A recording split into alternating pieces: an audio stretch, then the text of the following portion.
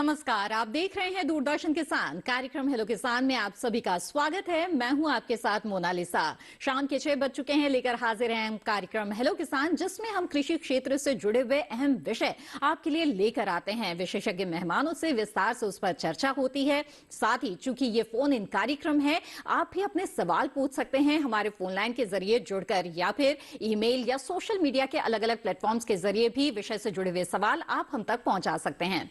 तो आइए सबसे पहले हम आपको आज के कार्यक्रम के विषय के बारे में बता दें। हेलो किसान कार्यक्रम में आज के विषय होंगे फसलों में उर्वरकों का प्रयोग, और इसके साथ ही बात होगी सब्जियों के बीज उत्पादन के बारे में। इन विषयों के बारे में अगर आपको जानकारी हासिल करना चाहते हैं, आप हमारे टोल फ्री नंबर पर कॉल कर सकते हैं। हमारा टोल फ्री नंबर है 1800-113060 और 1800-113061। टोल फ्री नंबर है, यानी कि कॉल करने के दौरान आपको किसी तरह का पैसा नहीं लगना है, लेकिन इस बात का ध्यान जरूर रखिएगा कि बातचीत के दौरान टीवी की आवाज बंद रखिएगा और फोन लाइन के जरिए बातचीत कीजिएगा। इससे बातचीत में रुकावट नहीं आती है। बहरहाल आगे बढ़ते हैं। बता दें आपको कि ईमेल के जरिए भी आप अपने सवाल हम तक पहुंचा सकते हैं। हमारा ईमेल आईडी है hellokisan2015@gmail.com। तो इसमें जरूर अपना सवाल लिखें, और लेकिन इसके साथ साथ अपना नाम और स्थान भी जरूर लिखें। और हमारे सवालों के जवाब के लिए बेहद ही खास मेहमान हमारे साथ जुड़े हुए हैं, जिनसे हम चर्चा करेंगे। इस वक्त हमारे साथ जुड़े हुए हैं डॉक्टर रजनीश पांडे, मुख्य प्रबंधक इफ्को नई दिल्ली से। आपका बहुत बहुत स्वागत है इस कार्यक्रम में। धन्यवाद जी हाँ, और इसी के साथ हमारी चर्चा को हम यहाँ पर आगे बढ़ाएंगे। और सबसे पहले, जैसा कि हमारा विषय है उर्वरकों के प्रयोग के बारे में, तो आइए इसके बारे में बातचीत की यहाँ पर शुरुआत करते हैं। डॉक्टर पांडे, आपसे जानना चाहेंगे कि जो किसान है वो अच्छा फसल उत्पादन प्राप्त करने के लिए उर्वरकों का प्रयोग करता है, लेकिन इससे बहुत ज्यादा उसकी लागत भी जुड़ी हुई होती है। तो जो किसान है वो किस तरह से कम लागत में उर्वरकों का समुचित प्रयोग कर सकता है, जिससे न उर्वरकों का ह्रास हो और इसके साथ ही उसको उत्पादन भी अच्छा मिले? तो ऐसे में आप क्या कहना चाहेंगे इस बारे में? हाँ, बहुत ही अच्छा प्रश्न आपने पूछा, और जो आज के समय पे बहुत ज़्यादा प्रासंगिक भी है। जी जी। हमारी किसान भाइयों की जो खेती है, जो हमारी खेती जो है, उसमें उर्वरकों का एक बहुत बड़ा योगदान होता है। और जब उर्वरकों का बहुत जोरदार इसमें बड़ा योगदान होता है, तो इसका मतलब कि उसमें लागत भी लगती है। बिल्कुल।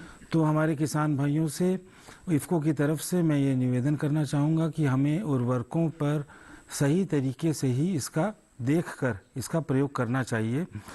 आज के लगभग 50 साल से हम जिस प्रकार के उर्वरकों का प्रयोग कर रहे हैं, जो पारंपरिक उर्वरक हैं, यानी कि हमारे यूरिया, एनपीके, डीएपी, इनकी प्रयोग क्षमता, जो उपयोग क्षमता है, वो बहुत कम है। और इसमें हमारी लागत तो आती है, परंतु हमारी वो लाभ हमारी खेती में नहीं मिल पाता। इसलिए हमारी जो मिट्टी, मृदा का स्वास्थ्य भी खराब हुआ है, और इसके अलावा हमारा उत्पादन भी नहीं बढ़ पा रहा है, और किसानों की लागत बढ़ती जा रही है। तो इसके कारण जो एक लाभप्रद खेती जो होनी चाहिए हमारे किसान भाइयों की, उस पर एक बहुत गहरा इसका असर पड़ा है। तो हमें इस प्रकार के उर्वरकों पे ध्यान देना चाहिए जिनकी उपयोग दक्षता अच्छी है, ज्यादा है, और कम लागत में हम अधिक से अधिक तत्वों की आपूर्ति अपनी फसलों को हम कर सकें। बिल्कुल। तो डॉक्टर पांडे, ऐसे में किस तरह के विकल्प किसानों के सामने हैं, इसके बारे में विस्तार से आपसे चर्चा करेंगे। साथ ही हमारे जो किसान साथी है वो भी सवाल पूछेंगे, लेकिन आइए उससे पहले नजर डाल लेते हैं इस रिपोर्ट पर।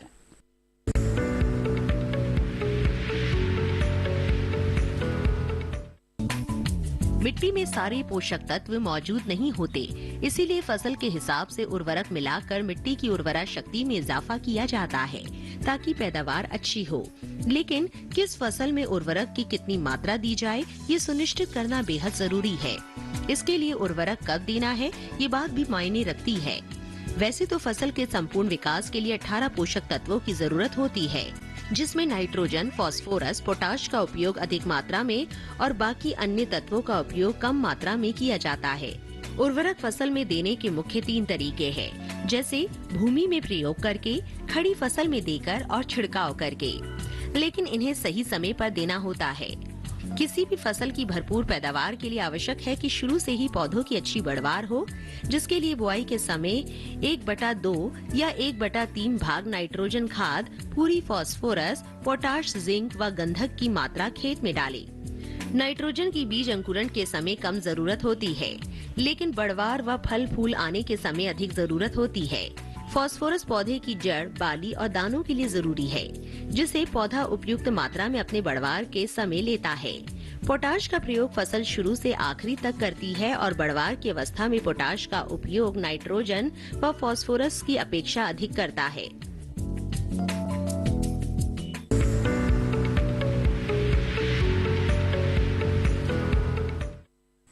जी हाँ, तो रिपोर्ट आपने देखी और जाना कि किस तरह के पोषक तत्वों की आवश्यकता फसलों को होती है और जो इसकी पूर्ति है वो किसान उर्वरकों के जरिए करता है। लेकिन डॉक्टर पांडे, हमने देखा है कि खास तौर पर हरित क्रांति के बाद से कहा जा सकता है कि किस तरह से जो उत्पादन बढ़ाने की उस समय जरूरत थी और ऐसे में जो अंधाधुंध उर्वरकों का इस्तेमाल शुरू हुआ है, अब धीरे धीरे ये समझ में आने लगा है कि जो मिट्टी है उसकी सेहत खराब होती जा रही है, कमजोर होती जा रही है। ऐसे में आप क्या सुझाव देंगे किसानों को क्या करना चाहिए ताकि जो उनकी मिट्टी है उसकी सेहत न खराब हो? हाँ, इसमें किसान भाइयों को मैं ये बताना चाहूँगा कि अभी तक जब हम जिन उर्वरकों पर हम जब ज़्यादा ध्यान दिया है वो यूरिया, एनपीके, डीएपी, या कि इन तीन, इसका मतलब कि इन तीन उर्वरकों से मात्र नत्रजन, फास्फोरस और पोटाश की ही आपूर्ति हो पाती है और जिसकी उपयोग क्षमता भी बहुत कम है। हमारी फसल को अपना पूरा फसल चक्र पूरा करने के लिए 17 तत्वों की आवश्यकता होती है। इसके अतिरिक्त कुछ प्लांट ग्रोथ रेगुलेटर्स की ज़रूरत होती है, विटामिन्स की ज़रूरत होती है। जिस तरह से हमारे मनुष्य को, हम लोगों को भी ज़रूरत होती है सब प्रकार के तत्वों की और सब प्रकार के विटामिन्स की, उसी तरह से हमारी फसलों को भी सभी चीज़ों की ज़रूरत होती है। तो हमें अपनी फसलों को ये 17 के 17 तत्व सही तरीके से मिल सकें, इस पे ध्यान देना चाहिए और कम लागत में मिल सकें, इस पे भी ध्यान देना चाहिए। तो इस चीज़ को देखते हुए इफ़को द्वारा हमने समुद्री शैवाल का प्रयोग करना शुरू किया, यानी कि एक बायोस्टिमुलेंट जिसको हम कह सकते हैं जी। और जो एक तरह से ग्रोथ को बढ़ाता है और एक तरह से हमारी फसलों के लिए संपूर्ण पोषण देता है। सभी प्रकार के तत्व उसके अंदर मौजूद है। हमने समुद्री शैवाल, एक कप्पा फाइकस एलुवराई नाम का होता है, उसका हमने शोध किया, हमने वहाँ पर समुद्र में उगाया और इसके ये शोध ICAR की जो इंस्टीट्यूट है उसने द्वारा किया गया था और ये बहुत ही किसानों के लिए एक लाभकारी चीज़ निकल कर आई है और इसका नाम हमने सागरिका दिया है। जी। सागरिका जो हम समुद्र में हम जो समुद्री शैवाल उगाते हैं उसका अर्क निकालते हैं और उस अर्क को निकाल कर फिर हम उसको किसानों को उपलब्ध कराते हैं। तो इसके अंदर पोटाश बहुत अधिक मात्रा में उपलब्ध रहता है। इसके अतिरिक्त इसके अंदर सेकेंडरी न्यूट्रिएंट यानी कि कैल्शियम, मैग्नीशियम, सल्फर भी उपलब्ध है। अच्छा। इसके अतिरिक्त इसमें सूक्ष्म तत्व यानी कि जिसमें जिंक, बोरॉन, मैग्नीज, कोबाल्ट, हर तरह के तत्व इसमें मौजूद हैं। इसके अलावा इसमें विटामिन्स हैं, प्लांट ग्रोथ रेगुलेटर हैं, पीजीआरस हैं, जिससे हमारे फसलों की रोग प्रतिरोधक क्षमता बढ़ती है। बिल्कुल, तो काफी फायदा है सागरिका का इस्तेमाल करने से, लेकिन इसका इस्तेमाल किस तरह से करें इसके बारे में आपसे जानेंगे आगे। इस बीच हमारे साथ कार्यक्रम में पहले कॉलर जुड़ गए हैं, तो आइए उनसे बात कर लेते हैं।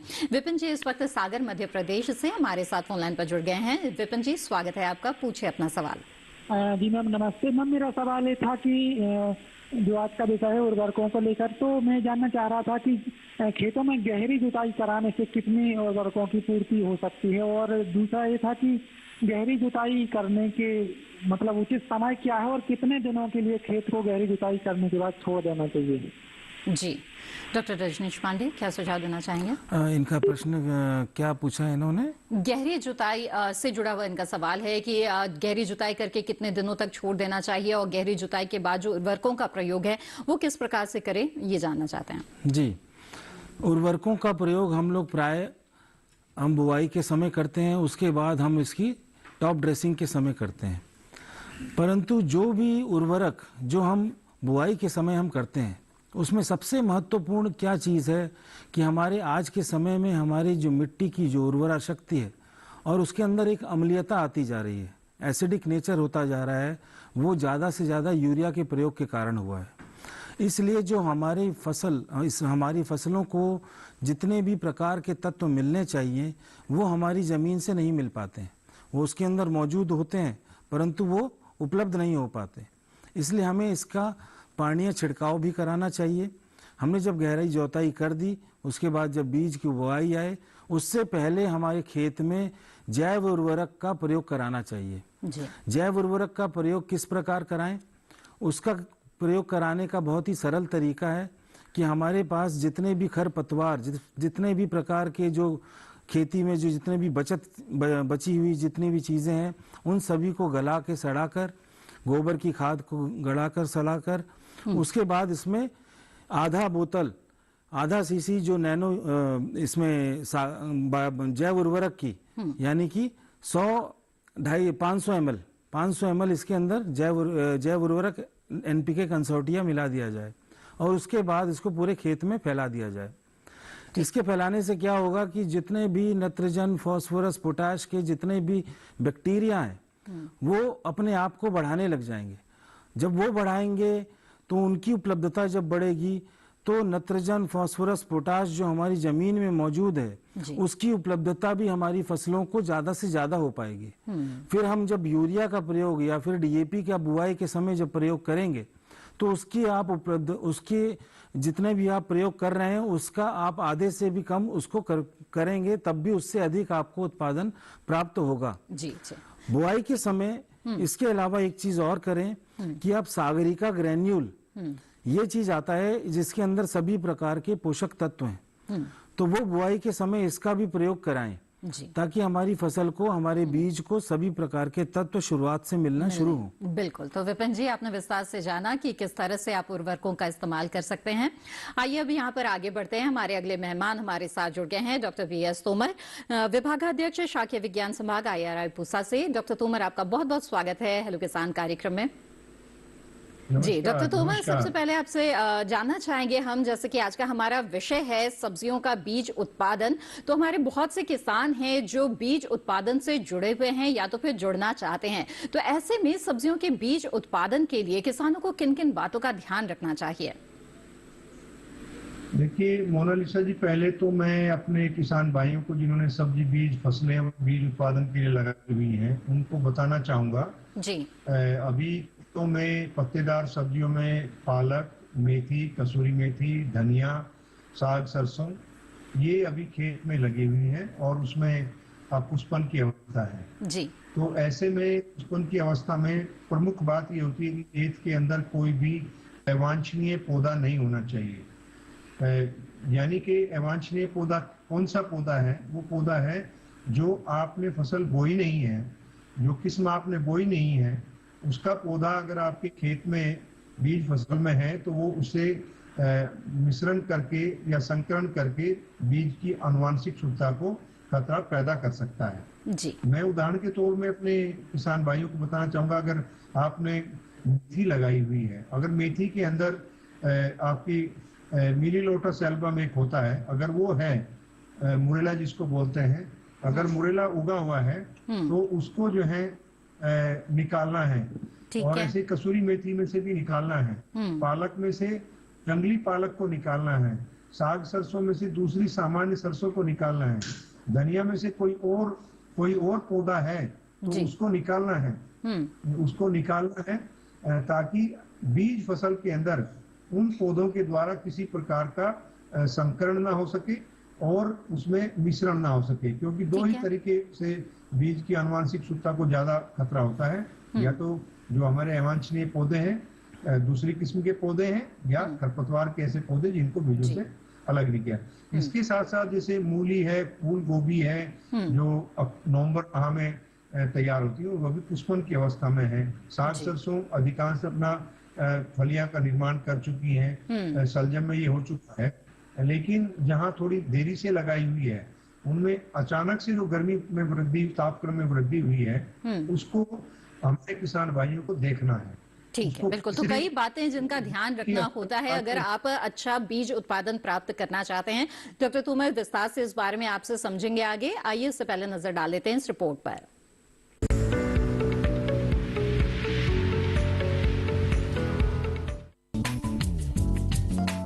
ताजा सब्जी उत्पादन और बीज उत्पादन की लगभग सभी क्रियाएं एक जैसी होती हैं। ताजा सब्जियों में हम समय समय पर सब्जियों की तुड़ाई कर लेते हैं, वहीं बीज उत्पादन के लिए बीज निष्कर्षण छोड़ना होता है। हालांकि बीज उत्पादन वाली फसलों की बुआई का समय थोड़ा अलग होता है, क्योंकि बीज विकास के समय का तापमान फसलों के अनुसार उपयुक्त हो और बीज पकते समय मौसम थोड़ा शुष्क हो, ताकि बीजों में नमी बनी रहे। ज्यादा तापमान और नमी बीज की गुणवत्ता पर असर डालते हैं, इसीलिए अलग अलग सब्जियों के बीज उत्पादन का समय भी अलग होता है। बात करें टमाटर की, तो बीज के लिए फसल की पौधशाला सितंबर के दूसरे सप्ताह में तो रोपण अक्टूबर के पहले सप्ताह में करें। ऐसे में फल ज्यादा लगते हैं। फल का औसत वजन किस्म के अनुसार होता है। आमतौर पर 2.7 से 3.2 ग्राम व बीज का अंकुरण 95% पाया जाता है। वहीं बैंगन और मिर्च की बीज वाली फसल की बुआई जुलाई के पहले सप्ताह में तो रोपण अगस्त के पहले पखवाड़े में करने से फलों व बीजों का अच्छा विकास होता है। सब्जी मटर बीज के लिए बुआई नवंबर के पहले सप्ताह में करने से अधिक बीज मिलते हैं। बीज उपज 18 से 20 क्विंटल प्रति हेक्टेयर तक मिल जाती है। जड़ वाली सब्जियों की बात करें तो पौधशाला में बुआई सितंबर के मध्य में करते हैं। खाने योग्य अवस्था में जड़ आ जाए तब स्टेकलिंग बनाकर रोपण करते हैं, जिससे बीज मिलते हैं। इस दौरान पौधों को रोगों व कीटों से बचाने के उपाय करें।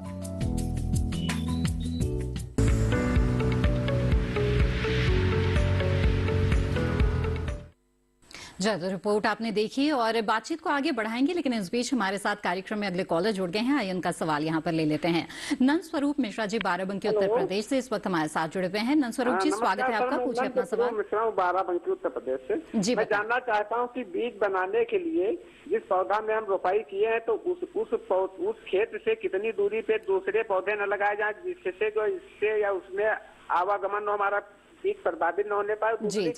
जो पहले पौधे में फल लगते हैं वो तो बड़े मजबूत अच्छे होते हैं, जितने फल ऊपर लगते चले जाए कमजोर होते जाते, विभिन्न प्रकार के होते जाए। तो हमें कौन से उसमें फल रखना चाहिए, कौन हटा देना चाहिए, और परिपक्वता हम कैसे पहचाने कि पक गया और हमें इसको बीज निकालना चाहिए। बिल्कुल, बहुत ही अच्छा सवाल आपने पूछा है। आइए इसका जवाब देते हैं। डॉक्टर तोमर, बताएं कि बीज उत्पादन के लिए जब रोपाई कर रहे हैं पौधों की, तो उनकी दूरी कितनी होनी चाहिए और कैसे किसान ये जान सकता है कि बीज उत्पादन जो है वो अब हो चुका है, बीज तैयार हो चुका है, कैसे इसके लक्षण कैसे पहचाने? देखिए, हमारे किसान भाई ने 3 प्रश्नों को एक साथ पूछा है जी। तो मैं 3 प्रश्नों का उत्तर प्रश्नवार देना चाहूंगा। पहले तो आपने कहा कि बुआई का फसल अंतरण कितना होना चाहिए, स्पेसिंग क्या होना चाहिए। सिद्धांतिक तौर पे ये माना जाता है कि बीज फसल के अंदर सामान्य व्यावसायिक फसल से ज्यादा फासला रखा जाता है जी। तो ये सिद्धांतिक तौर पे माना जाता है और उसके कारण है क्योंकि हमें बीज फसल में समय समय पे निरीक्षण करना होता है अवांछनीय पौधों को निकालने के लिए, और हमेशा बीज फसल को पंक्तियों में बोया जाता है, पंक्तियों में लगाया जाता है, ताकि उसकी आनुवांशिक शुद्धता का जांच सुगमता पूर्वक किया जा सके। और उसमें जो कृषण क्रियाएं हैं, जैसे निराई गुड़ाई है, मिट्टी चढ़ाना है, छिड़काव करना है, ट्रैप्स लगाने हैं, उनको भी हम सुगमता से कर सकते हैं जी। दूसरा प्रश्न था हमारे किसान भाई का कि भाई हम परिपक्वता की पहचान कैसे करें जी। बिल्कुल। जैसे मैं शुरुआत करूं, अगर बैगन, जैसे आपने नीला बैगन लगाया है या नीले रंग का या काले रंग का या सफेद रंग का, हरे रंग का, सारे बैगन पकने के बाद पीले रंग के जाते हैं। अगर सफेद रंग का बैगन है, पकने पे वो बहुत पूरा का पूरा फल पीला हो जाएगा, हरे फल भी पीले हो जाएंगे, पिंक रंग के जो फल हैं वो भी पकने के बाद वो हल्के पीले होंगे, और नीला और वायलेट रंग का जो बैंगन होगा वो पक करके हल्का पीला या कॉपर रंग का हो जाएगा जी। इसी प्रकार से जैसे मिर्च है, पकने के बाद वो लाल रंग की हो जाएगी, टमाटर पकने पर लाल रंग का हो जाएगा, मटर है जब उसकी फलियां 70 से 80% भूरी हो जाती हैं तब वो तुड़ाई के लिए तैयार। सेम है, वो पकने के बाद भूरी हो जाती है। तो इस प्रकार से जितनी हमारी दूसरी फसलें जैसे फूल गोभी है, गांठ गोभी है, पत्ता गोभी है, इनमें भी हरी फलियां पक करके ब्राउन कलर की हो जाती है। लेकिन बैंगन, टमाटर, मिर्ची में तो जड़ाव की कोई समस्या नहीं होती, सेंटरिंग की कोई समस्या नहीं होती। लेकिन जो हमारी मूली है, सलजम है, आपकी फूल गोभी है, गाजर है, बैगन, ये आपका प्याज है, इनमें अगर किसान भाई अपनी बीज फसल की परिपक्वता में देरी में करते हैं तो उसे छटकने के कारण, सेटरिंग के कारण बीज का नुकसान होता है, चाहे उसमें मेथी हो या कसूरी मेथी हो या धनिया हो। और जब ये लाइनों में होते तो इनकी कटाई सुगम होती है, जब कटाई करते तो बीज कम झड़ते हैं। तो ये प्रमुख बात। तो परिपक्वता की पहचान भी आपने बता दी और बताया कि किस तरह से जो फासला है वो पौधों में रखना जरूरी है अगर आप बीज उत्पादन के लिए फसल ले रहे हैं। तो नंदस्वरूप जी, उम्मीद है कि आपके सवाल का जवाब आपको मिल गया होगा। इसी के साथ यहाँ पर हेलो किसान कार्यक्रम में वक्त हो गया है एक छोटे से ब्रेक का। हम जल्द हाजिर होंगे, आप बने रहें दूरदर्शन किसान पर।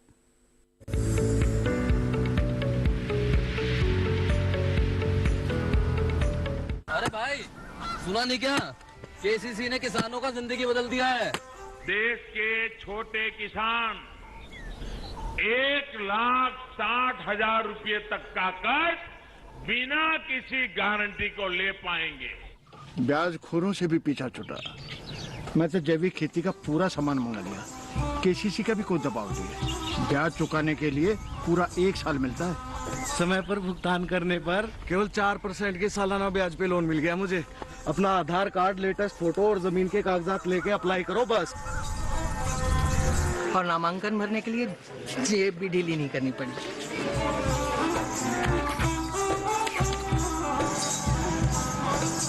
चाचा, उधार चुकाने के 24 घंटे के बाद उतने ही पैसे वापस निकाल सकते हैं। केसीसी ने किसानों की जिंदगी वाकई बदल दी है। तो आप भी किसान क्रेडिट कार्ड अपनाएं और सहजता से ऋण पाएं।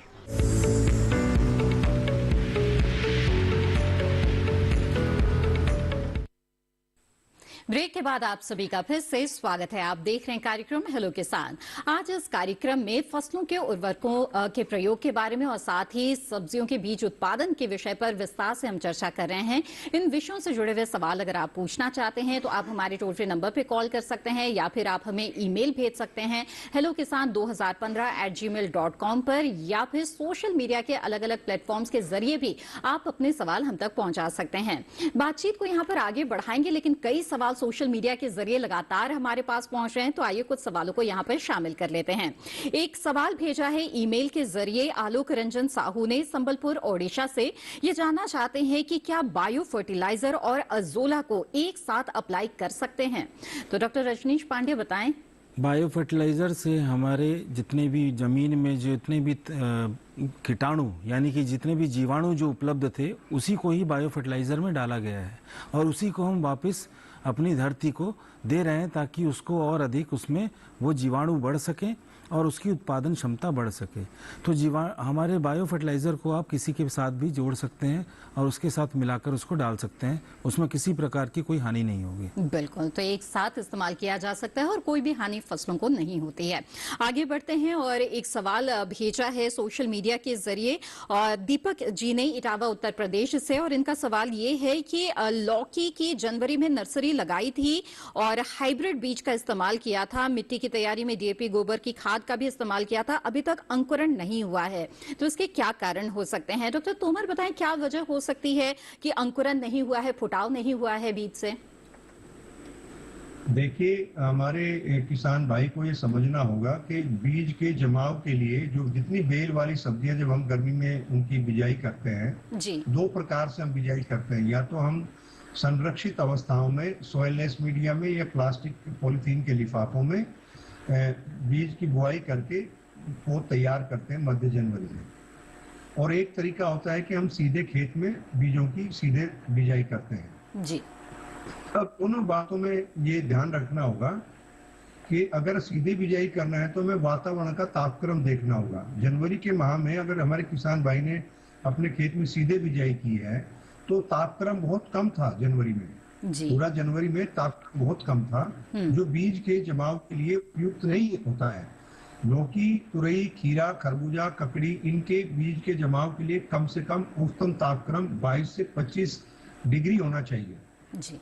अगर खुले खेत में ये तापक्रम, अभी अगर हम कल की ही बात करें तब मीडिया ने ये सूचना दी कि भाई 32 डिग्री दिन का तापक्रम रहा और रात्रि का तापक्रम भी धीरे धीरे बढ़ रहा है, 12-13 डिग्री के आसपास आ रहा है जी। तो ऐसे में तापक्रम जमाव के लिए उपयुक्त आ जाता है। अगर जनवरी में बिजाई की है तो उसका प्रमुख कारण है निम्न तापक्रम होने के कारण बीज जमाव नहीं हुआ है और अब उसके बीज के जमने की संभावना भी बहुत कम है, क्योंकि किसान भाई जमाव के लिए पानी देते हैं और उससे बीज सड़ने की संभावना बढ़ जाती है। बिल्कुल, तो जो अच्छा उत्पादन है वो प्राप्त करने के लिए बेहद जरूरी होता है कि उपयुक्त समय में बुआई की जाए। बहरहाल यहाँ पर आगे बढ़ते हैं, एक सवाल लेते हैं। ईमेल के जरिए ये सवाल भेजा है रमेंद्र सिंह नेगी जी ने बचपुर उत्तराखंड से। इनका सवाल ये है कि क्या गन्ना बिजाई के दौरान वर्मी कंपोस्ट डाल सकते हैं और कितना डालें, अगर डाल सकते हैं तो कितनी मात्रा में डालें? डॉक्टर पांडे, क्या सुझाव देंगे आप इन्हें? हाँ, वर्मी कंपोस्ट आप इसका प्रयोग कर सकते हैं। वर्मी कंपोस्ट के माध्यम से भी जितने भी हमारे जो ज़मीन में उपलब्ध तत्व हैं उसकी उपलब्धता और अधिक हमारी फसलों को हो पाती है। तो आप इसको 10 किलो प्रति एकड़ के हिसाब से इसमें डाल सकते हैं। और इसके साथ ही मैं अब एक और चीज़ आपको बताना चाहूँगा, क्योंकि जैसे हमारे गन्ना के किसान ने अभी हमसे बात की, तो वैसे और भी बहुत सारे किसान अभी यहाँ पर हमारा बात देख रहे होंगे। तो खेती में रसायन, अभी जैसे हमारे पास प्रश्न भी जितने आ रहे हैं कि आप देख रहे होंगे कि वो सारे की सारे रासायनिक खेती से मुक्त प्रकार की चीजें क्वेश्चंस आ रहे हैं। बिल्कुल। तो इसी दिशा में मैं एक चीज हमारे किसान भाइयों को जरूर बताना चाहूँगा कि माननीय प्रधानमंत्री जी की जो प्रेरणा थी कि हमारी खेती में रसायन का प्रयोग कम किया जाए, इसी उद्देश्य से हमारे देश में और हमारे इफ्को में हमने धरातल पे ये चीज़ उतारी है कि हमने नैनो यूरिया के माध्यम से हमने एक ऐसा सरल और इतना नई तकनीक को न्यूनतम दरों पर हमारे किसानों के लिए उपलब्ध कराया है, जिसमें बहुत कम मात्रा के रसायन से भी हमारे फसलों की पूरी नाइट्रोजन की मांग को पूरा किया जा सकता है। जैसे कि आपने बताया नैनो यूरिया की जो तकनीक है उसके जरिए यही कहा जा रहा है कि कृषि क्षेत्र में ये एक अलग तरह की क्रांति है और इसके बारे में विस्तार से हम चर्चा करेंगे। लेकिन इस बीच हमारे साथ एक कॉलर जुड़ गए हैं, उनका सवाल यहाँ पर ले लेते हैं। अमरेंद्र जी लखीसराय बिहार से इस वक्त हमारे साथ जुड़े हुए हैं। अमरेंद्र जी, स्वागत है आपका, पूछिए अपना सवाल। हेलो जी। हाँ, हमारा ये सवाल है कि हम माइकोराइजा का उपयोग चना मसूर वगैरह में भी कर सकते हैं गेहूं में? किसका इस्तेमाल करना चाहते हैं चना मसूर में? माइकोराइजा एक मतलब खाद है, उर्वरक जी जी, जो धरती से फॉस्फेट लेने में मदद करता है पौधे को दूर से भी। तो हम उसको क्या चना मसूर गेहूं इसमें इस्तेमाल कर सकते हैं? और इसका अपने सरकारी कोई महाविद्यालय विश्वविद्यालय में कहीं बनता है जो कम रेट पर किसान को मिले? डॉक्टर पांडे बताएं। हाँ, माइकोराइजा एक तरीके से जो तत्वों की उपलब्धता को बढ़ाता है और इसका प्रयोग कर सकते हैं। गेहूं में इसका अच्छा रिजल्ट इनको मिलेगा। चने में इतना ज़्यादा नाइट्रोजन की ज़रूरत नहीं पड़ती, क्योंकि उसके अंदर खुद ही नोड्यूल्स बने होते हैं जो कि तत्वों को खींचते हैं, तो वहाँ पर उसका प्रयोग करने का बहुत अधिक महत्व नहीं है। पर आपको गेहूं में इसका लाभ मिल सकता है और इसको तमाम तरीके से ये हमारे सरकार के द्वारा, विभिन्न सरकारी कंपनियों द्वारा, इफ्को बाज़ार के माध्यम से तथा हमारे तमाम जो प्रधानमंत्री किसान समृद्धि केंद्र हैं वहाँ पर माइकोराइजा आपको उपलब्ध मिलेगा, आप उसको वहाँ से क्रय कर सकते हैं। बिल्कुल अमरेंद्र जी, उम्मीद है आपके सवाल का जवाब मिल गया होगा कि किस तरह से माइकोराइजा का इस्तेमाल आप कर सकते हैं और कहां से प्राप्त कर सकते हैं। आगे बढ़ते हैं। यहाँ पर डॉक्टर तोमर, मैं आपसे जानना चाहूंगी कि अभी जैसे कि बेल वाली सब्जियों की ही हम बात कर रहे थे, तो आपने बताया कि उपयुक्त समय जो है वो नहीं था जनवरी महीना जब इसकी बिजाई की जाए। तो ऐसे में बेल वाली सब्जियों में अगर बीज उत्पादन किसान करना चाहते हैं तो उन्हें कब बुआई करनी चाहिए और किस तरह से फसल प्रबंधन करना चाहिए? देखिए, जो किसान भाई गर्मी के मौसम में बेल वाली सब्जियों का बीज उत्पादन करना चाहते हैं, अभी वातावरण की जो परिस्थितियां हैं उससे ऐसा प्रतीत हो रहा है कि तापक्रम लगभग 1 महीना उस दिशा की तरफ बढ़ रहा है जो हमारा मार्च के मध्य या 10-12 मार्च के आसपास होना चाहिए था। जी जी। तो ऐसे जितनी भी बेल वाली सब्जियां हैं, चाहे उसमें लौकी हो, तुरई हो, खीरा हो, खरबूजा हो, ककड़ी हो, सीताफल हो, इन सब की बिजाई करने का बहुत अच्छा समय अभी आ गया है। तो हमारे किसान भाई क्यारियों की तैयारी करें, नालियों में इसकी बिजाई करें और नाली का निर्माण जो है वो पूर्व पश्चिम दिशा में करें और दक्षिण दिशा में मेड जो बनेगी दक्षिण दिशा में उसकी बिजाई करें ताकि बेलें नाली से बाहर रहें और पानी नालियों के बीच में लगाएं। और जब किसान भाई इसको बिजाई करें अभी तो 18 से 20 घंटे तक बीजों को पानी में भिगो लें और उसके साथ साथ अगर किसान भाई उसमें बाविस्टिन, थीराम या कैप्टान का 2 ग्राम प्रति लीटर की दर से घोल भी बना लें और उसमें बीज को भिगो करके उसको नरम कर लें ताकि उसकी बाह्य जो आकृति बीज सीड कोट है, वो आवरण है, वो नरम हो जाएगा, उससे जमाव और शीघ्रता से हो जाएगा और फसल की अवधि में वृद्धि हो जाएगी। अगर किसान भाई देरी से बुआई करेंगे तो उससे फसल को कम समय मिलेगा वृद्धि, विकास, पुष्पन और फलों के विकास के लिए। तो अभी लौकी, तुरई, खीरा, खरबूजा इनको लगाने का बहुत उपयुक्त समय है ताकि फसल को वृद्धि, विकास, जी, बिल्कुल। तो बहुत ही उपयुक्त समय चल रहा है बेल वाली सब्जियों के लिए। जी डॉक्टर तोमर, आपका रुख करेंगे दोबारा, लेकिन इस वक्त हमारे साथ एक कॉलर जुड़ गए हैं, उनका सवाल यहाँ पर लेते हैं। हरी सिंह जी कपूरथला पंजाब से इस वक्त हमारे साथ फोन लाइन पर हैं। हरी सिंह जी, स्वागत है आपका, बताइए क्या जानना चाहते हैं। नमस्कार डॉक्टर साहब जी। नमस्कार डॉक्टर साहब जी, ये यूरिया फर्टिलाइजर है, ये मतलब फसल को पानी लगाने से पहले में देना चाहिए या बाद में देना चाहिए? जी। और दूसरा सवाल है कि सब्जियों के बीज बनाने की जो ट्रेनिंग है वो कहाँ से मिलेगी, इसके बारे में भी बताया जाए कृपा करके। बिल्कुल, आपके दोनों सवालों के आइए जवाब लेते हैं। पहले यूरिया के इस्तेमाल के बारे में आइए जानते हैं, डॉक्टर रजनीश पांडे बताएं। हाँ, यूरिया के संबंध में जो इन्होंने प्रश्न पूछा है ये सभी किसान के लिए लाभकारी रहेगा, क्योंकि जैसा कि मैंने बताया कि नैनो यूरिया का आविष्कार हमारे देश ने किया है और ये एक बहुत ही गौरव का विषय है कि सिर्फ हमारे देश में पूरे विश्व में पहली बार नैनो यूरिया का आविष्कार हुआ है और किसानों तक ये पहुंचाया गया है। जी।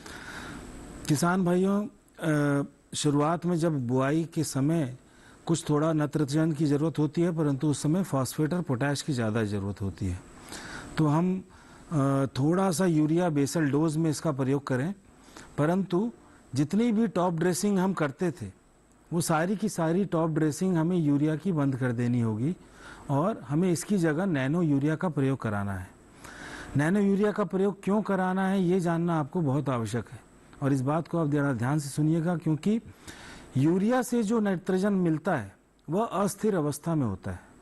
अस्थिर होने के कारण हमारे फसलों को वो उपलब्ध मात्र 4 से 5 दिन के लिए ही हो पाता है और जो नैनो यूरिया से जो हमारा नाइट्रोजन हमारी फसलों को मिल रहा है वो 20 दिन तक हमारी फसलों को मिल सकता है और उसको पोषण देता रहता है। इसका कारण, मुख्य कारण क्या है कि वो अस्थिर उसमें से नाइट्रोजन है और इसमें से जो नाइट्रोजन जो मिल रहा है उसको पहले स्थिर कर दिया गया है नैनो तकनीक के माध्यम से, उसके ऊपर कोटिंग की गई है और उसको एक पॉलीसैकेराइड, एक बड़ी सी चेन है नैनो 20 से 80 नैनोमीटर की, उसके अंदर इसको बैठाया गया है। तो जब ये फसल की कोशिकाओं के अंदर जब जाता है तो और जब फसल को जब नाइट्रोजन की मांग होती है, भोजन बनाने की क्रिया जब शुरू होती है, उस समय उसमें से वो धीरे धीरे करके रिलीज होता है। हमारे शोध विभिन्न इंस्टीट्यूट्स में भी इसका शोध किया गया, तो एक जगह पर उन्होंने यूरिया डाला और एक दूसरी फसल में उन्होंने नैनो यूरिया डाला। तो जिसमें यूरिया डाला था वो मात्र 4 से 5 दिन तक उसमें नाइट्रोजन की उपलब्धता रही और जिसमें नैनो यूरिया डाला था उसमें 20 दिन तक नाइट्रोजन की उपलब्धता रही। तो हमारे किसान भाई यदि अगर 1 एकड़ में 10 बोरा, 5 बोरा, 2 बोरा या 1 बोरा आप जितना भी यूरिया डाल रहे हैं वो मात्र सिर्फ 4 से 5 दिन के लिए ही हमारी फसलों को उपलब्ध हो पा रहा है। तो हमें नैनो यूरिया का प्रयोग को बढ़ाना होगा और इसको आप बुआई के 40 से 40वें दिन 35 से 40 दिन पर पहला स्प्रे और दूसरा स्प्रे उसके 20 दिन बाद इसका स्प्रे कराएं। बाकी फसल में नाइट्रोजन की मांग के अनुसार आप इसके स्प्रे को बढ़ा भी सकते हैं, घटा भी सकते हैं। जी बिल्कुल। तो आपने यूरिया के इस्तेमाल के बारे में जाना, खासतौर पे नैनो यूरिया का जो इस्तेमाल है वो किस तरह से आप कर सकते हैं। हरी सिंह जी, आपके दूसरे सवाल का जवाब भी हम लेंगे, लेकिन फिलहाल कार्यक्रम में वक्त हो गया है एक और छोटे से ब्रेक का। जल्द हाजिर होंगे, आप बने रहें दूरदर्शन किसान पर।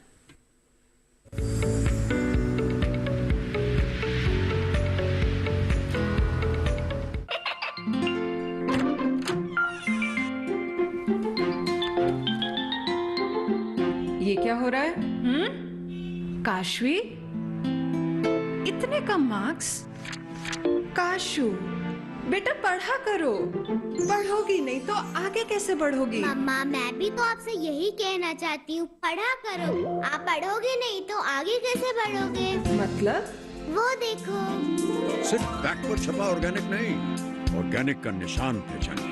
पीजीएस ऑर्गेनिक का ये लोग उन किसानों की पहचान है जो आज भी परंपरागत विधि से रसायन मुक्त खेती कर आपके लिए शुद्ध फसल उपजा रहे हैं।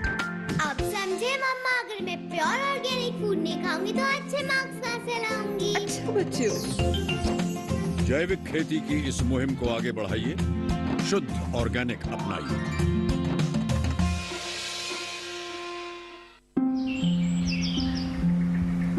अरे अरे अरे क्या कर रहा है? इधर इधर इधर, हम बोल रहे हैं तेरे बीजू का। पुतला बोल रहा है? हाँ, पक्षियों से तो हम खेत को बचा लेते हैं, पर इन घातक रसायनों से कैसे बचाएं? मतलब? देख बेटा, तू जो ये अंधाधुंध रसायन मिलाता है ना, मिट्टी की सेहत बिगड़ने लगी है। और जब माटी ही कमजोर पड़ जाएगी तो उपज कैसे सेहतमंद होगी? हाँ? अरे पहले ऐसा नहीं था। पूछना अपने बड़े बुजुर्गों से, कैसे फसल लहलहाती थी, शुद्धता झलकती थी। हाँ, माटी भी तंदुरुस्त और लोग भी। पहली वाली बात कहाँ? पर अब तो सब यही डाले हैं। सब नहीं, आज भी लाखों जागरूक किसान परंपरागत विधि से फसल उगा रहे हैं। खर्चा कम और उपज की कीमत भी बेहतर पा रहे हैं। ठीक है भाई, मैं भी आज से जैविक खेती शुरू करूंगा। माटी से प्रेम की परंपरा है परंपरागत खेती।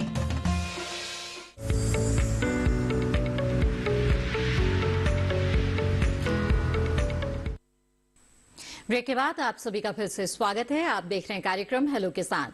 आज इस कार्यक्रम में हम फसलों में उर्वरकों के प्रयोग और इसके साथ ही बात कर रहे हैं सब्जियों के बीज उत्पादन के बारे में।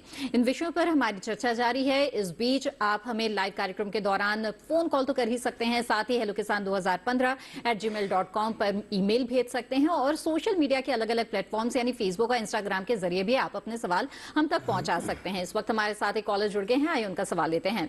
आनंद प्रताप सिंह जी गोंडा उत्तर प्रदेश से इस वक्त हमारे साथ जुड़े हुए हैं। आनंद जी, स्वागत है आपका, पूछिए अपना सवाल। नमस्कार मैम जी, हम गोभी के बीज या उसकी नर्सरी तैयार करना चाहते हैं, तो गोभी के बीज को तैयार करने के लिए क्या कोई खास प्रशिक्षण लेना पड़ेगा? किसके बीज की नर्सरी लगाना चाहते हैं, माफ कीजिएगा? गोभी के बीज के। एक बार फिर से दोहरा दें कृपया। ये गोभी का बीज और नर्सरी तैयार करना चाहते हैं, गोभी जो सब्जी होती है तो उसको कैसे तैयार करने का कोई खास प्रशिक्षण लेना पड़ेगा? गोभी के बीज की आप तैयारी करना चाहते हैं, नर्सरी लगाना चाहते हैं? हम अपने किसान भाई को बताना चाहेंगे कि गोभी बीज उत्पादन के लिए पहले आपको गोभी के बारे में जानना होगा कि गोभी की बुआई कब करनी चाहिए, रोपाई कब करनी चाहिए। क्योंकि गोभी के अंदर दो प्रकार के समूह पाए जाते हैं, एक भारतीय गोभी इंडियन कॉलीफ्लावर जिसको बोलते हैं और एक यूरोपियन फूल गोभी। यूरोपियन फूल गोभी का जो बीज उत्पादन है वो पहाड़ी क्षेत्रों में होता है, मैदानी क्षेत्रों में नहीं होता है। जो इंडियन कॉलीफ्लावर है, भारतीय फूल गोभी है, उसका बीज उत्पादन हम मैदानी क्षेत्रों में कर सकते हैं। और इसमें परिपक्वता के समय की कितनी आवश्यकता होती है उसके आधार पे इसमें समूह बनाए गए हैं। जैसे सितंबर माह में तैयार होने वाली किस्में, अक्टूबर में, नवंबर में, दिसंबर में और जनवरी से मार्च तक। तो जो भारतीय फूल गोभी है, इंडियन कॉलीफ्लावर है, उसका बीज उत्पादन हम मैदानी क्षेत्रों में कर सकते हैं। अब मैं उदाहरण के तौर पे बताना चाहूंगा, अगर किसान भाई सितंबर माह में तैयार होने वाली किस्म जैसे पूसा मेघना है जी या कार्तिक शंकर है, उसका बीज उत्पादन करना चाहते हैं तो इसमें रोपाई के बाद 65 दिन बाद, 65 से 70 दिन बाद पुष्पन फूल बनते हैं। तो हमें अगर सितंबर के महीने में, मध्य सितंबर में फूल बनते हैं उस तापक्रम पे, तो हमें कम से कम जुलाई के पहले सप्ताह में उनकी रोपाई करनी होगी खेत में। और पौध तैयार करने का समय रहेगा आपका मध्य मई। जी जी। क्योंकि गर्मी की जो पौध है वो तकरीबन 40 दिन में तैयार होगी, तो मध्य मई या 25 मई तक फूल गोभी की जो सितंबर माह में तैयार होने वाली किस्में हैं जिनमें पुष्पन होगा, उनकी पौध डाली जाएगी। ठीक है, तो आनंद जी आपने जाना कि किस समय आप लगा सकते हैं अगर गोभी में आप बीज उत्पादन करना चाहते हैं। कार्यक्रम में आगे बढ़ते हैं और ईमेल के जरिए भी बहुत सारे सवाल हमारे पास पहुंच रहे हैं। सागरिका से जुड़े हुए कुछ सवाल आए हैं। प्राण सिंह लोधी जी ने मध्य प्रदेश रायसेन से ये सवाल पूछा है कि सागरिका को कहां से उपलब्ध कर सकते हैं, 1 एकड़ में कितनी मात्रा डालनी होती है, इसका खर्च क्या आता है और जमीन में कितनी बार इसका उपयोग किया जा सकता है।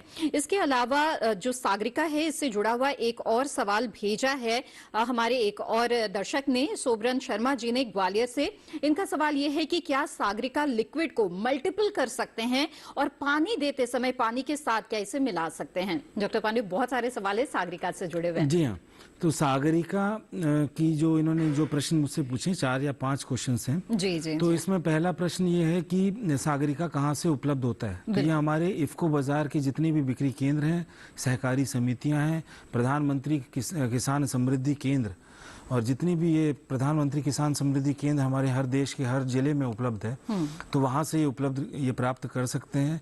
इसको ऑनलाइन भी आप हमारे ifcobazaar.in की वेबसाइट से भी आप इसको परचेज कर सकते हैं।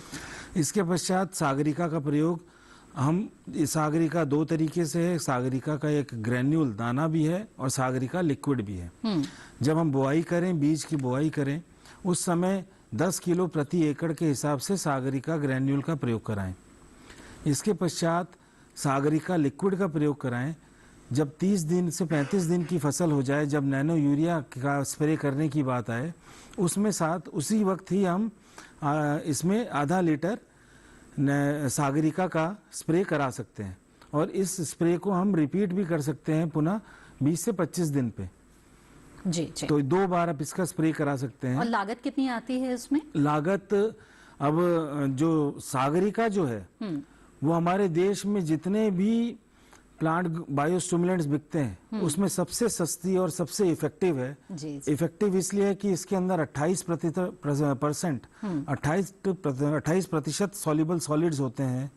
और इसके अलावा इसकी जो दर है जो 550 रुपया है प्रति लीटर और जो ग्रेन्यूल है वो 450 रुपया प्रति 10 किलो के बैग का है। जी जी बिल्कुल। तो सागरिका के बारे में आपने जान लिया। आगे बढ़ते हैं, अगले कॉलर हमारे साथ जुड़ गए हैं सुनील सिंह यादव जी, गाजीपुर उत्तर प्रदेश से आइए उनसे बात करते हैं। सुनील जी, स्वागत है आपका, पूछे अपना सवाल। हेलो जी जी सुनील जी, हम आपको सुन पा रहे हैं, अपना सवाल पूछिए। टीवी की आवाज कृपया बंद कर दीजिए। हाँ मैडम, ये कह रहे थे कि सरसों की खेती के बारे में दूसरी सिंचाई कब करनी चाहिए। ठीक है, डॉक्टर तोमर बताएं। देखिए, सरसों की जो दूसरी सिंचाई, पहली सिंचाई हम किसान भाइयों को सुझाव देते हैं कि 35 से 40 दिन बाद बिजाई के जब बुआई कर लेते तब देनी चाहिए। और दूसरी सिंचाई अगर सर्दी की वर्षा नहीं होती तब देने की आवश्यकता होती है। तो दूसरी सिंचाई तब देनी चाहिए जब फसल पुष्पन में और फलियां बनना शुरू हो जाती है। ऐसी अवस्था में सरसों की फसल में बेहतर उपज के लिए पानी की कमी नहीं होनी चाहिए। पुष्पन, दूसरी सिंचाई क्योंकि अमूमन 60 से 65 दिन में फ्लावरिंग शुरू हो जाती है, तो पहला पानी 35 से 40 दिन बाद देना है और दूसरा पानी उसे 20 से 25 दिन बाद देना है। और खेत में आवश्यकता हो, अगर सर्दी की वर्षा नहीं होती जैसे इस बार नहीं हुई है, तो तीसरा हल्का पानी भी देने की आवश्यकता हो सकती है। बिल्कुल। डॉक्टर तोमर, यहाँ पे जानना चाहेंगे आपसे, ब्रेक पर जाने से पहले हमारे साथ कॉलर जुड़े थे हरि सिंह जी कपूरथला पंजाब से, और वो जानना चाहते थे कि सब्जी बीज उत्पादन से जुड़ना चाहते हैं तो किसान प्रशिक्षण कहाँ से प्राप्त कर सकते हैं। ये हरि सिंह जी का बड़ा अच्छा प्रश्न है। आजकल समेकित राष्ट्रीय बागवानी मिशन के अंतर्गत जिला उद्यान अधिकारियों के द्वारा समय पर इस प्रकार के किसानों के लिए आयोजन किए जाते हैं, जिनमें बीज उत्पादन के बारे में भी बातचीत होती है, प्रशिक्षण दिए जाते हैं। या पंजाब में हमारे केवीकेज हैं या हमारे क्षेत्रीय केंद्र हैं पंजाब कृषि विश्वविद्यालय के, वहाँ पे हमारे किसान भाई जाकर के केवीके के अधिकारियों से बात करके, विश्वविद्यालय के क्षेत्रीय केंद्रों से बात करके, जब भी समय पर इस प्रकार के प्रशिक्षणों का आयोजन होता है उसको लिया जा सकता है। या आजकल पूरे देश में फार्मर किसान संगठनों का निर्माण बड़ी तेजी से हो रहा है। ऐसे में एफपीओ खुद यूनिवर्सिटी के पास जाके या केंद्र के पास जाके के पास जाकर के अपना अनुरोध दे सकते हैं और उसमें लगने वाली लागत को वो उसको दे करके प्रशिक्षण ले सकते हैं। अगर कभी कोई फसल विशेष की समस्या है तो वो सीधे विशेषज्ञों से जाकर के भी बात कर सकते हैं। बिल्कुल, तो जो प्रशिक्षण है वो बीज उत्पादन का वो लिया जा सकता है और इससे किसानों को काफी फायदा इन दिनों हो भी रहा है। खासतौर पे अगर किसान उत्पादक संगठन के तौर पर आप प्रशिक्षण हासिल कर सकते हैं और सब मिलके अगर इस काम में जुटे तो आपको बहुत ही अच्छे नतीजे मिलेंगे। बहरहाल आगे बढ़ते हैं, ईमेल से आए हुए कई और सवाल हैं, इन्हें शामिल करते हैं। दिलबाग सिंह जी ने कुरुक्षेत्र से ये ईमेल भेजा है कि एनपीके कंसोर्टिया का स्प्रे किस स्टेज पर करना चाहिए, डोज पर एकड़ कितना होगा, बताएं। एनपीके कंसोर्टिया का स्प्रे से ज़्यादा इसका रिजल्ट आता है जब हम खेत जब तैयार करते हैं तब आधा बोतल यानी 500 ml आप एनपीके कंसोर्टिया को गोबर की खाद के साथ मिलाकर इसको फैला दें पूरे खेत में। उसके बाद जब बुआई करने पे आए तो उस समय बीज का शोधन आधा लीटर एनपीके कंसोर्टिया से कर दें, तो यहाँ पर इसका ज़्यादा अच्छा रिजल्ट मिलेगा बजाय कि इसका स्प्रे करने के। अभी बहुत सारे किसान इसका स्प्रे भी कर रहे हैं जी। मुख्य मुद्दा यही है कि जितने भी जीवाणु हमारे खेत में उपलब्ध होंगे, क्योंकि हमारे खेत में ये जीवाणु कम हो गए हैं, कि इसलिए कम हो गए हैं कि हमारे अंदर जो ऑर्गेनिक मैटर है हमारे खेत का वो कम हो गया है और इसको हम बढ़ाएंगे तो हमारी उर्वरा शक्ति हमारी मृदा की बढ़ेगी और बेहतर गुणवत्ता हम प्राप्त कर सकते हैं उत्पादन फसलों की। जी जी, आइए अब आगे बढ़ते हैं। इस वक्त हमारे साथ एक कॉलर जुड़ गए हैं, उनका सवाल लेते हैं। राजेश मीणा जी इस वक्त हमारे साथ सीहोर मध्य प्रदेश से जुड़े हुए हैं। राजेश जी स्वागत है आपका, बताइए क्या सवाल है आपका। मैम, गर्मियों में मूंग की किस्मत के बारे में जानकारी चाहिए, कौन से लगाए आगे थी और खाद की मात्रा बताए, उसमें कौन कौन से खाद डालें मूंग की। जी, गर्मियों में। ठीक है, डॉक्टर तोमर। देखिए, मूंग की कई किस्में हैं जो गर्मी के मौसम में जिनकी सिफारिश की जाती है।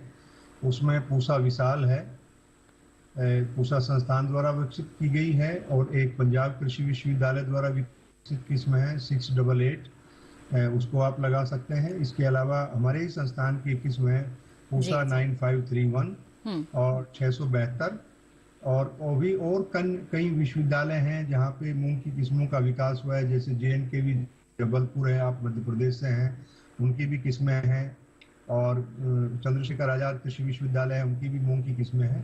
तो गर्मी की जो मूंग की किस्में हैं आप उनको ले सकते हैं, जिनमें मैंने प्रमुख रूप से बताई हैं जी। और बुआई कर सकते हैं 10 से 15 मार्च के आसपास।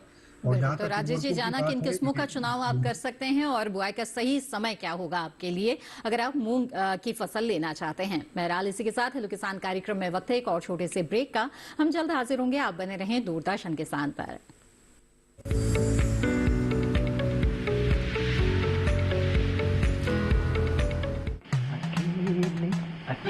अरे वाह भैया, अकेले अकेले। अरे तू भी ले, पर खाएगा कैसे? मैं ऑर्गेनिक खेती की बात कर रहा रे बेटे। अकेले अकेले खेती कब तक करेगा? मतलब गांव में 20-25 किसानों का समूह बना के पंजीकरण करवा ले, फिर सरकारी ट्रेनिंग भी मिलेगी और मुफ्त जैविक बीज खाद भी। फिर बीजीएस ऑर्गेनिक की सरकारी मोहर के साथ तेरी उपज आकर्षक पैक में पहुंचेगी बड़े बाजार तक। अच्छा? हाँ। अरे भाई, कहाँ चल दिया? सबको साथ लाने, आमदनी बढ़ाने। तो किसान भाई समझ गए ना, साथ मिलकर ऑर्गेनिक खेती कीजिए, अपनी परंपरा को आगे बढ़ाइए, ज्यादा मुनाफा कमाइए। माटी से प्रेम की परंपरा है परंपरागत खेती।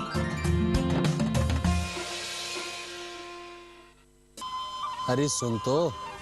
मुझे क्या सुनाना चाहते हो? जो सुनाओ मेरी सौतन को। किसको? अरे वही तुम्हारा मोबाइल फोन जिससे सुबह शाम दिन रात चिपके रहते थे और कहते थे किसान कॉल सेंटर से बातें हो रही हैं। अच्छा ये बात है। हाँ, क्यों, क्या हुआ? अब बात नहीं होती क्या? अब तो झट से बात हो जाती है। ऐसा क्या? हाँ, अब तो ज्यादा लाइनें और खास तकनीक के कारण खेती के माहिरों से तुरंत बात हो जाती है। और अगर कभी लाइन व्यस्त हो तो अपनी समस्या फोन पर रिकॉर्ड करा दो, वहाँ से फोन आ जाता है और समस्या की हल का मैसेज भी आ जाता है। ये देखो आ गया। अरे वाह, इसका मतलब इंतजार की घड़ी अब खत्म। हाँ। तभी मैं सोचूं कि आजकल मुझ पर इतना प्यार क्यों आ रहा है। कृषि संबंधी समस्याओं का अपनी भाषा में तुरंत हल पाने के लिए पूरे भारत में किसी भी फोन से हेल्पलाइन नंबर पर संपर्क करें। किसानों का दोस्त किसान कॉल सेंटर।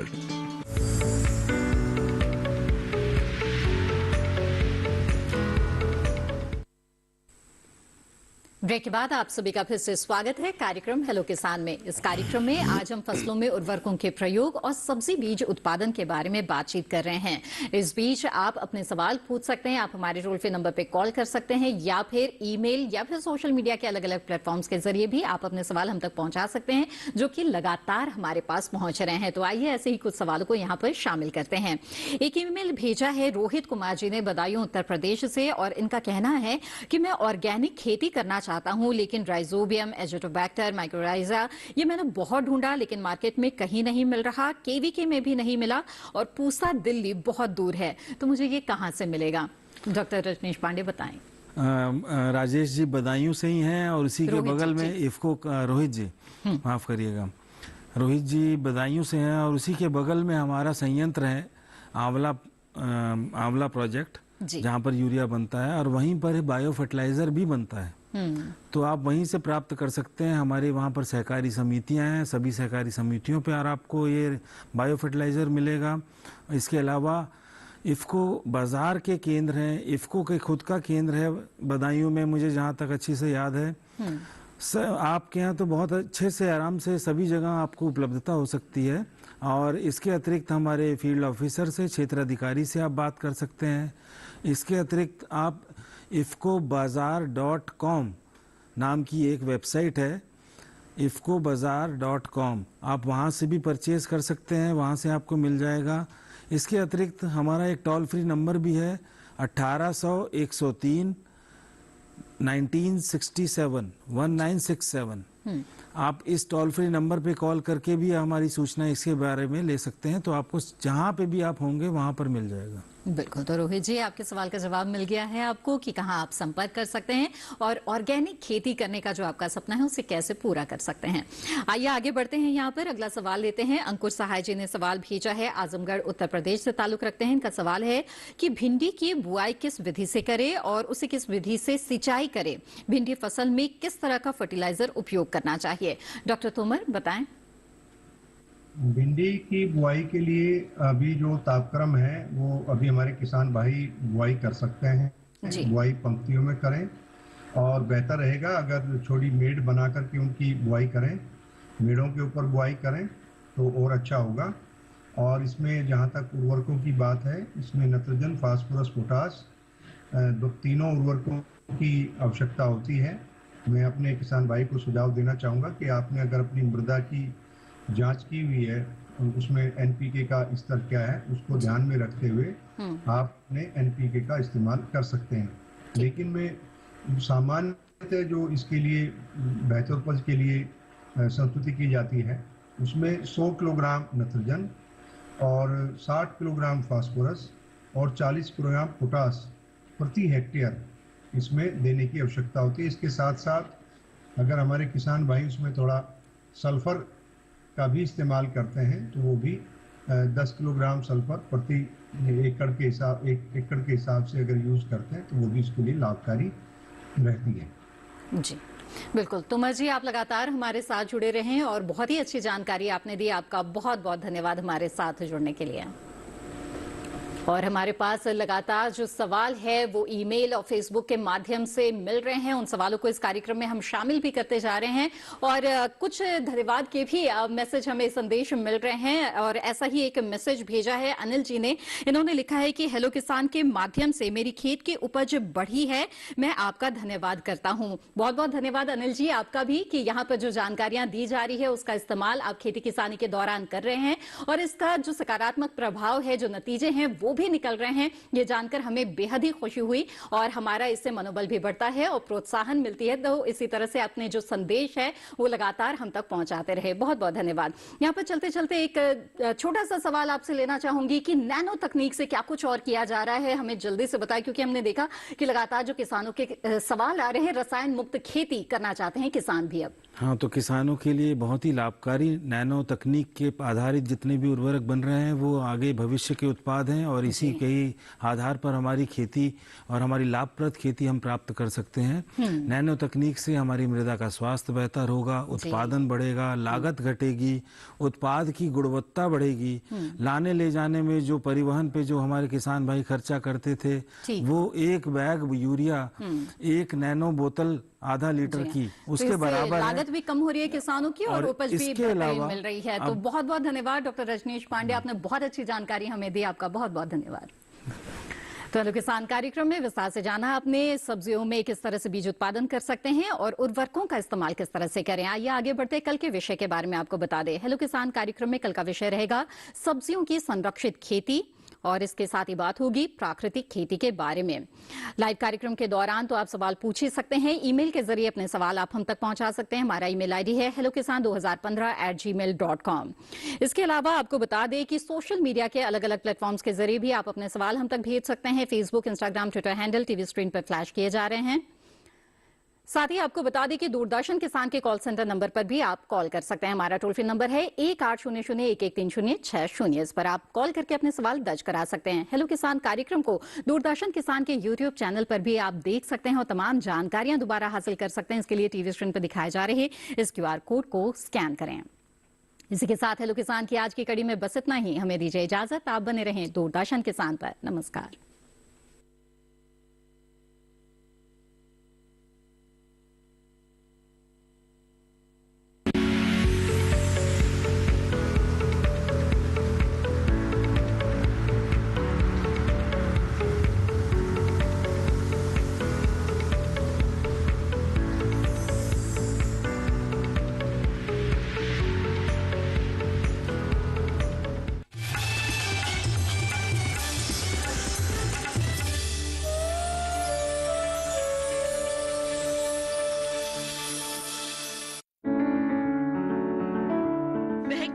घर आंगन, हरियाली से खिलेगा तन मन।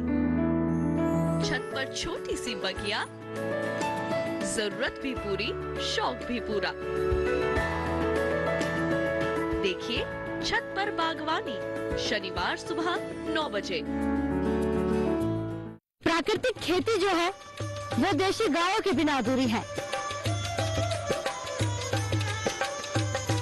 राजस्थान में है और अगर गाय पर चर्चा ना हो तो यकीन मानिए कार्यक्रम अधूरा सा है। जो देशी गाय है उसके दूध की क्वालिटी कितनी बेहतर होती है बाकी दूसरी गायों के मुकाबले। देसी गाय का दूध है वो एक्चुअल में बहुत ही अच्छी क्वालिटी का होता है। पशुधन और हमारा खेती है वो एक दूसरे के पूरक हैं। इसके बिना हमें खेती किया जाना ये एक परिकल्पना है। यहाँ तक कि मेरे को तो कन्यादान में भी गाय मिली है। खेती और देशी गाय एक दूसरे की पूरक है। राजस्थान से देखिए राष्ट्रीय गोकुल मिशन पर चौपाल चर्चा 22 फरवरी बुधवार सुबह 9 बजे।